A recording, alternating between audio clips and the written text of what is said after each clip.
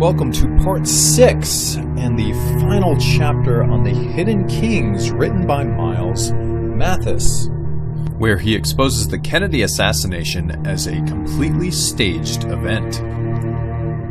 Let's jump right back in where we left off from the last video. Let's get back to the Kennedys. You would think 3 faked deaths among these siblings would be enough, but we have yet another. JFK's younger sister Kathleen is also said to have been killed in a plane crash, like her older brother Joe. She was 3 years younger than John, and they are said to have been close. We are told she died in 1948 at age 28. That was just 4 years after Joe was said to have been killed.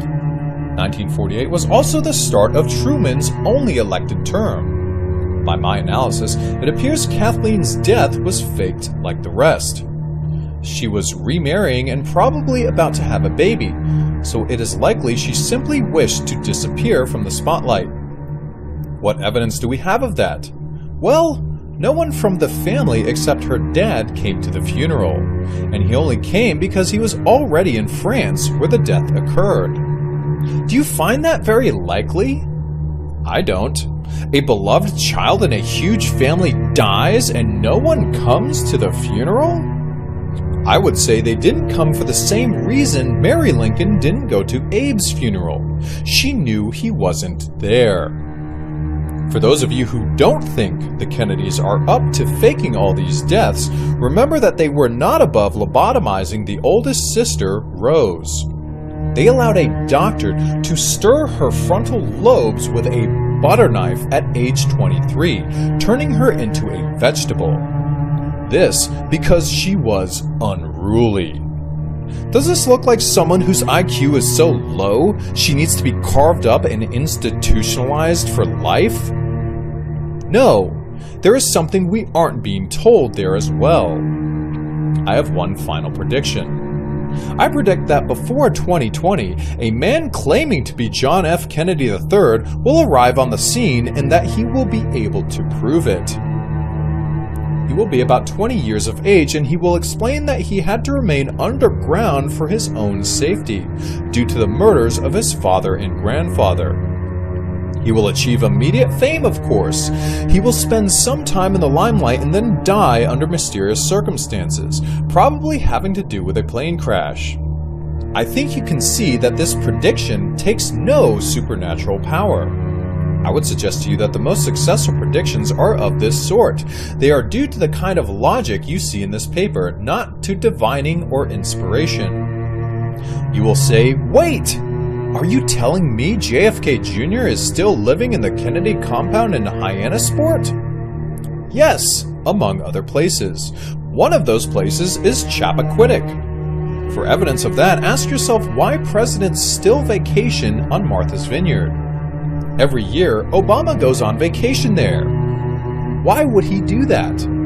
When there, he is probably the only black person on the entire island.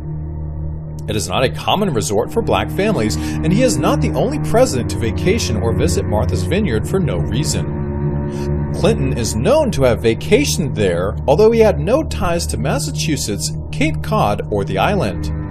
In fact, every other president since Kennedy has either vacationed or visited Martha's Vineyard while in office, usually on a yearly basis. What do you think they're all doing there? Anyone who researches Martha's Vineyard will uncover many red flags. Just as a teaser, did you know John Belushi bought a home there just before he died? It is still in the family since it is now said to be in his brother's name, although Jim doesn't live there or spend any time there. Very curious, as I think you would admit. Did you know Martha's Vineyard is the largest island on the East Coast not connected to the mainland by a bridge or tunnel? Do you think they can't afford one? You have to ride 2 ferries to get to Chappaquiddick, or copter in. We are told Teddy was hosting a party on Chappaquiddick the night of his accident. At whose house? We aren't told. But we are told that when leaving the party, Ted requested the keys to his mother's car from his driver, Crimmins, which means his mother's car was at the party. We aren't told Rose was at the party, so why was her car there? If her car was there, we must assume the party was being given at another Kennedy compound on Chappaquiddick. Take time to let that sink in. With that, I will finish. You may now understand my title. This was not one faction overthrowing another, this was revolution. This was the secret and successful undermining and overthrow of a semi-republic by a fascist alliance of oligarchs. And this was just a handful of families dominating the oligarchy for several generations. What allowed all this to happen was a perfected form of propaganda, using the latest tricks of the cinema. In this way, Sinatra's ties to Hollywood may have been more useful to the Kennedys than his ties to the mob. Or, as you have seen if they have read my paper on the Tate murders, the two ties were actually the same. The federal government had long since begun its takeover of both the mob and Hollywood by that time. Joseph Kennedy's continued ties to Hollywood were also critical. Remember that he created RKO Studios between the wars.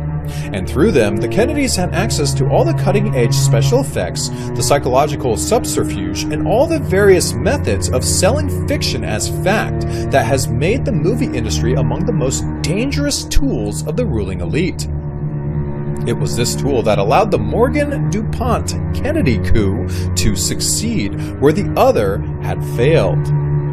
And I suggest this is the main reason the plotters allowed Kennedy to join. His connection to Hollywood and his ability to fake events.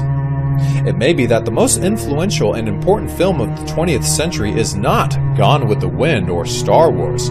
It is the real-life Godfather, aka the Kennedy assassination, with Academy Awards to Joe and Jack Kennedy for Best Script, Best Art Direction, Best Production, Best Direction, Best Actor, and Best Living Man playing a dead man. Which brings us finally to the reason for going underground.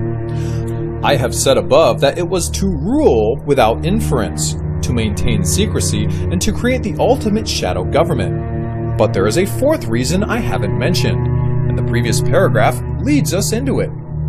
I just reminded you that the government took over all mobs and mafias in the last half-century in order to take their profits. Joseph Kennedy had been involved with the mob for decades, and at some point he saw that with enough power, he could take over the entire US scene. But he saw that he could only do that with the resources of the federal government. He needed both the CIA and FBI as allies in this takeover, as well as the Justice Department and, if the need should arise, the military itself. Once he had sons as president and the head of the Justice Department, he was in a position to move, and move he did. The complete takeover of the mob began in earnest in 1960 with the support of the CIA and FBI. But by 1963, the war was at its most heated moment, and the mob was doing its best to strike back at the Kennedys. This is precisely why the CIA and FBI tried so hard to implicate the mob in the years after the fake event. There was real evidence the mob was trying to get JFK, so it was easy to leak that evidence. But the mob never got close. The faked assassination was used to fool the mob, to frame the mob, and to get John out of the line of sight until the war was won. As I say, this was only one reason of many to take the presidency underground in 1963.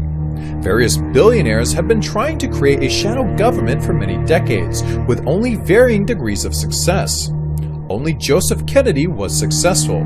He had already installed his first son, Joe, as head of this shadow government behind Truman, but in the late 40s and 50s, the Kennedys were still warring with other powerful families for control of this shadow government.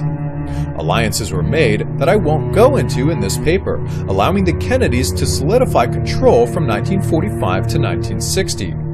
When JFK and RFK were installed in top visible positions. At that time, Joseph Sr. felt secure enough in his position and alliances to accelerate the takeover of the mob. Within a decade, all the mob businesses had been absorbed by the allied billionaire families. This led to further enrichment of those families, the accompanying fattening an expansion of the banks and the similar expansion of the CIA for the same reasons. In the 1970s, these families used this expansion to utterly overwhelm Congress, putting it into a permanent, useless status. The corps were swamped in the same way, and by 1980, these allied families had completed their takeover not only of all lucrative business, but all government.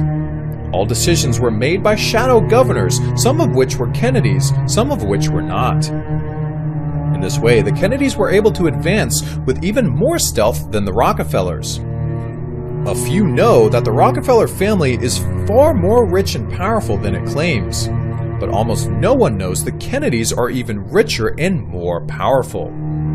Since it was secrecy that allowed for this advancement, we can see why the current governors and spooks are sold on secrecy and lies. It has appeared to work fabulously well from their perspective.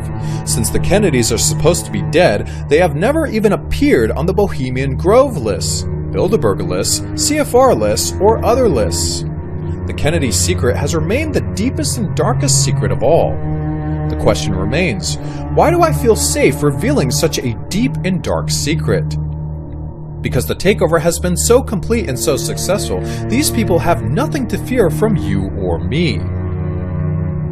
We are to the point that people like us can think whatever we like, it just doesn't matter. There isn't the faintest possibility of a revolution coming from the American public or American intellectuals, so harassing people like me is counterproductive. They know that if they messed with me, they would just be giving support to my claims. They don't respond because they have no need to respond. There is no intelligentsia, so purging the intelligentsia is no longer necessary. It is a thing of the past, like cobbling or leechcraft or art. Let me put it this way, bears fight with other bears and eagles fight with other eagles. But bears and eagles do not go out of their way to fight with caterpillars and butterflies. They have other things to worry about. The trillionaire families are not worry-free even now, but it is not truth-tellers like me they are worried about. There are very few left who have an ear for the truth. In the past, they were more concerned with maintaining the great lie, but now it is just another thing on the budget. There because it is there. We see that by the way they leak their own stories now, often just for a kick. What started as a serious and necessary enterprise is now just a game. They aren't worried about the truth anymore. No, they are worried about other trillionaire families, and maybe occasionally by rogue bankers and ex-generals. Things can still happen, that is, but they don't happen from the grassroots, and you don't hear about them anyway. You will never again hear news of any real event. The only way to know of any such event is to monitor the tremors. To do that, you have to do what I did above. Sift a million lies for a grain of truth. Most people aren't interested enough in the truth to go to the trouble. Most people aren't interested enough in the truth even if you do all the sifting for them, handing it to them for free. Addendum, May 2017. It turns out I still didn't get to everything here, as you will not be surprised to hear. For more, see my later paper, Looks Like JFK Was Gay, where we see a lot of evidence for that from the mainstream. That requires me to tweak some of my assumptions here, but I will not edit my remarks above. I prefer to leave up my old research so you can see how I got to where I am. I had thought this paper was first written in 2008 or 2009, since I remembered writing it at my old house. But with some further digging, I found the first draft was actually written in December 2007. You can see signs of that in the paper itself, where it says that the event happened 44 years ago. Obviously, I had to have written that in 2007 or early 2008. Within a year or so, I had put the paper up on the internet, but I can't remember if that was 2008 or 2009. I will say 2009. I couldn't find the paper at the Wayback Machine, which is curious. But regardless, the paper has been up on the internet for most of the past 6 years, not including 2013 when I took it down as a favor to the woman I was living with. But as an HTML, not a PDF. It was not linked into either of my website's index or update pages, but existed unlinked and unadvertised, known only to those I gave the URL to. I now suspect it was found by some other people, who no doubt reached it using the right search terms. When I first wrote this in 2007, I searched on similar theories and found nothing. So it is curious to find so many now. Those who have promoted similar stories in the past 6 or 7 years may have read this paper. I suspect some or all of them of trying to pervert it on purpose by surrounding it with noise, which is why I have now linked it to my updates page and gone public. I am sure Dallas Goldbug has done this, and the others on YouTube and elsewhere may be doing a similar thing. I have no connections to any other person or site promoting similar research into faked events, and do not recommend or trust any of them. I work alone under my own name, and have a full bio up as proof of my identity. I do my own research, and do not read anyone else's research going in. I like to look at events fresh, which is probably why I discover things other people do not. This is why Bill Cooper, for one, was allowed to go on the mainstream media with his theories. It wasn't because the CIA didn't want to create a martyr. It was because the CIA was happy to see Cooper reselling the theory that Kennedy had been assassinated. It was never the form that was important, it was the message. I later discovered that H.R. Haldeman had confirmed my readings of this. He wrote, "It seems that with all these Nixon references to the Bay of Pigs, he was actually referring to the Kennedy assassination." For instance, in the 1978 BBC documentary I linked above, the producers try to inflate both Hoffa and Traficant. This is convenient since the Kennedys had been targeting both for many years in order to steal their businesses and bust up the unions. To tie up another loose end, it is now clear that Sam Giancana's death was also faked. Remember, Giancana had been linked to the Kennedys from way back. He had helped deliver the 1960 election. He was no enemy of the Kennedys. In fact, he was an ally. Bobby only appeared to go after Giancana. It was another show. But after the fake main event, some in the mob got suspicious that Giancana was a double agent, as it were. So Giancana also had to go underground for his own safety at the same time JFK did. He was simply relocated, probably to South America or the Caribbean. Since Traficant was allied to Giancana, he was also left alone by the Kennedys. I mean, they took over his business, but they never had any need to kill him or relocate him. He saw the lay of the land early on and worked with the new bosses. He was happy to help them fake their stories and pin the blame wherever they saw fit. And that is the end of The Hidden Kings, written by Miles Mathis. I have to say, that is some incredible research that Miles Mathis has been able to put together.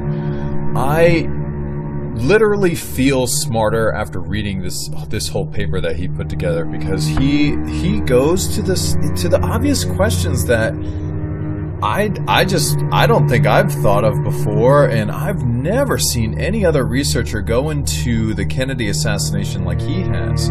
And his entire research paper has totally changed the way I look at certain conspiracies and groups and things like this. So this has really made me think about some things, because I know a lot about QAnon and the Kennedy assassination. I thought I had that pretty well in hand, but oh my gosh, does he break it down with the most obvious evidence. All these conspiracies are misdirection. They do not care if you think that Oswald was the guy, the CIA was the guy, or anyone else. They might get sensitive about the bank, like the Federal Reserve, because when you start looking into the Federal Reserve, you'll be led into real information about the Federal Reserve. But I thought that the banking system probably may have had him killed because of this executive order 11110 or something that he supposedly signed. which was supposed to create a gold-backed currency. So that I was like, yeah, I figured that's why they killed him. But it also leads you towards the banking system. So I don't know. Well, I guess it makes sense that they just don't know exactly where it's all going to go. But they just create all these other theories for people to chase down. But nobody has ever talked about the possibility of the entire event being faked. But let's think about this. Let's look into all of these false flag events with crisis actors, Sandy Hook, and a lot of the mass shootings that goes on and these massive events that go on. We are now seeing in the modern day, a lot of it is staged, but what we haven't been asking ourselves is how long has this stuff been staged for? I've looked at a few other papers by Miles Mathis, and I cannot help myself. I'm going to have to read a lot of his research because it totally changes what you think the world is and how it operates. Like, even if you're deep into conspiracies, you're probably, with most people, with, you know, the Illuminati, the deep state, and all this stuff, and you know, it's all controlled at a pyramid, and it's a pretty accurate place to be. But if they can point you in the wrong direction as far as who's really in power, or, you know, have these huge events that are faked. I mean, he has a paper on Hitler, and I can't remember which one. He's got a couple he was comparing. They have faked photographs of him meeting Chamberlain and all these other people, and I was like, oh my gosh, how deep does this go as far as faking events?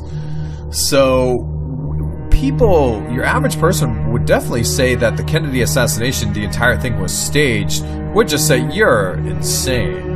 And they would end it there. Now, if you talk to conspiracy theorists, they'll be like, what are you talking about, dude? Really? They staged the assassination? But they'll probably listen to it a little bit to actually see, like, what you're talking about.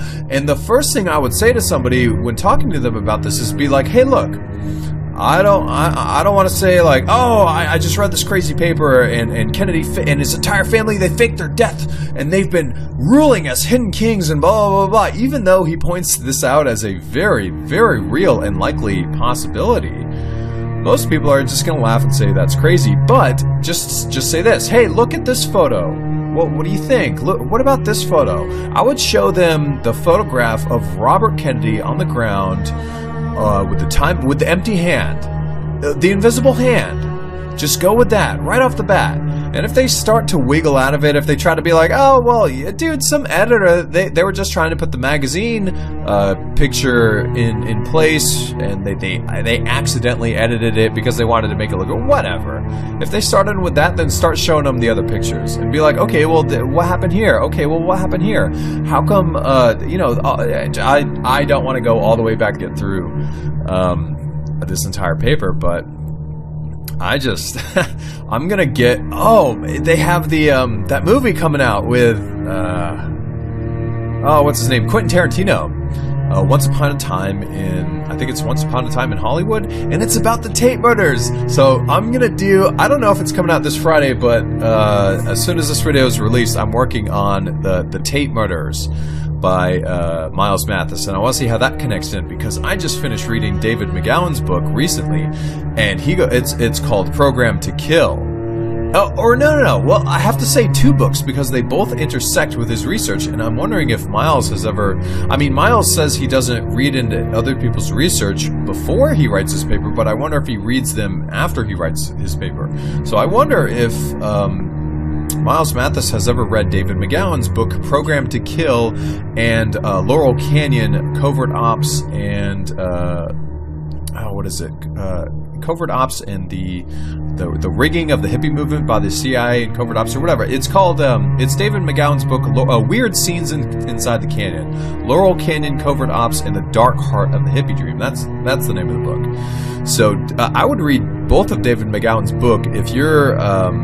interested in really getting into some of the serial killings that have gone on that are famous throughout history. A lot of them are fake, and David really does an excellent job pointing it out in his book. He has all the sources listed. It's all from mainstream sources, really. All of this information, even though we live in the world of fake news, is actually out there for you to piece together. So we may not have the entire picture, because here's my take with the Kennedy thing. I just don't know, and almost all of my opinions, I would have to agree with Miles. Miles doesn't know if they actually ruled as hidden kings. That's just one of his theories that he's putting out there. But another theory that I think is a little bit more likely is what he added recently in his addendum, when he said, look, I've been studying these photographs of the family, and I gotta tell you, it's a possibility that the entire family was just fake. They were just actors. Think about this. The Brady Bunch, these TV families that we're used to, how do we know that these don't exist in real life? And of course you'll get the questions, why? Why would they ever do this? I don't know why. I don't know all the answers of why, and researchers are probably never going to know all of the answers unless insiders come out and admit it or the evidence is presented. So we can only speculate. I don't know why these ruling families sure like to screw around a lot, and there's a lot of incest that goes on, so maybe there's different family members from different parts of the families, or maybe they hire actors to get out there in front of them. I have noticed that some of these characters have, they always suffer from disease and things like that, which is that is a symptom of incest. So a lot of, like, Hitler was sickly, what's his name? Truman? Who was it that was the really sick president? I think it may have been Truman. And then you have JFK. He had a lot of problems. That's why they said he had Addison's disease. He probably died in '68 when RFK got killed. Think about that. Like, I've read some books. I've read recently The Devil's Chessboard, which goes over the history of the CIA and everything that's there, including the Kennedys and things like this. So there was some pretty good information, but it goes over Robert Kennedy and the fact that he was the Attorney General, and he didn't launch a personal investigation into his own brother's death. That is just, in The Devil's Chessboard, they kind of play it off as just like, oh, well, he wanted to become president and then expose the plot because there were so many powerful people involved, blah, blah, blah. It's not a completely disbelievable theory, but wouldn't you think that when you're the Attorney General and most of the American people are like, hey, we want this investigated, they just killed the president, that he wouldn't investigate it? Well, now we know why he wouldn't investigate it, because he was part of it. There's no way that all of these photographs are faked and all of this suspicious stuff happens on 9/11. 40,000 photographs of the Kennedy family are destroyed. What? Oh, wow. Nobody who looks into 9/11 thinks that could have been one of the main reasons. There are so many other reasons. That's why, again, I don't think they care about the most of the conspiracies that are out there, even though, you know, trillions of dollars missing here and all this other stuff. Yeah, that's still true there, but I don't think they really care. Everybody knows that the government's corrupt. Everybody knows that the military has technology that they won't release to us because they just want to, you know, have it for their own purposes. And then, of course, the trillionaire families who control all of it. They want this technology. They want to keep all of this stuff hidden, and everybody always fighting and confused. That's what it's all about. Because even in the conspiracy realm, you have people that are fighting over different theories. It's almost more about the theory than it is about the truth. So I really appreciate Miles's work here, where he just presents the truth. He gives his best summation of what could be going on here with all of his theories and stuff that I just would never have thought of to think. Like looking in that time period for other deaths, like the Rockefeller that died or the DuPont that died in plane crashes. I'm like, dude, that seems like such a simple thing to look for. But he's just at another level of intelligence where this just is popping up. So this is why I love reading these papers, because it really expands my own way of thinking, so that then I can be like, okay, now if I want information on these people, like, okay, here's what I got to do, here's how I got to get there, and things like this. But I have a lot more reading on Miles to do, because especially after reading David McGowan's books, I'm definitely getting into the Tate murders. Number one reason really was because I read a lot in the David McGowan's books, but Quentin Tarantino, he's got that movie coming out, so I know it's going to be a popular topic that people are going to be revisiting because they saw the movie. So I really want to see what's in that paper and see how it all went down. But I'll go ahead and end it there. Thanks for watching. I will see you